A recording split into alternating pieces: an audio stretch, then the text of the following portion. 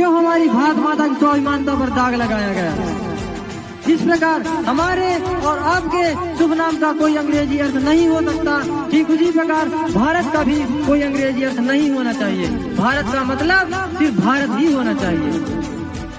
अच्छा आप बताइए, किसको किसको हिंदुस्तान की हिंदी भाषा पर गर्व है?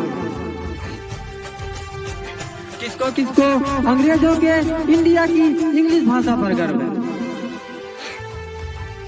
आप सोच रहे होंगे कि हमने इंडिया का नाम क्यों लिया, इसमें इंडिया का क्या संबंध है। तो अंग्रेजों को भारत या हिंदुस्तान नाम पसंद नहीं था, तब उन्होंने हमारे देश का नाम बदलकर इंडिया रखा, क्योंकि उन्हें लगता था कि भारत देश उनकी गुलामी से कभी आजाद नहीं हो पाएगा। तब उन्होंने हमारे देश को अपनी जागीर समझकर अपना इंडिया बनाना चाहते थे। और यह इंडिया शब्द उन अंग्रेजों द्वारा दिया गया हमारी गुलामी का वह तोहफा था, जिसे आज भी हम सजो कर रखे हुए हैं। हम पूछ रहे हैं कि आजादी के बाद भी यह इंडिया शब्द क्यों नहीं हटाया गया, क्यों हमारी भारत माता की स्वाभिमानता पर दाग लगाया गया।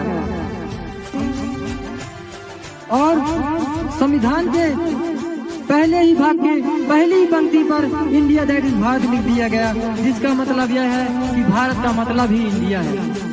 भारत का मतलब इंडिया कैसे हो सकता है। जिस प्रकार हमारे और आपके शुभ नाम का कोई अंग्रेजी अर्थ नहीं हो सकता, ठीक उसी प्रकार भारत का भी कोई अंग्रेजी अर्थ नहीं होना चाहिए। भारत का मतलब सिर्फ भारत ही होना चाहिए।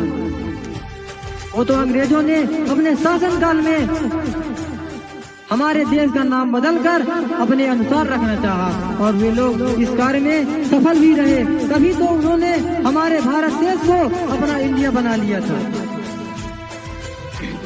आप बताइए कि क्या इस इंडिया के लिए हमारे देश के लाखों करोड़ों क्रांतिकारी ने अपनी जान गंवाई है।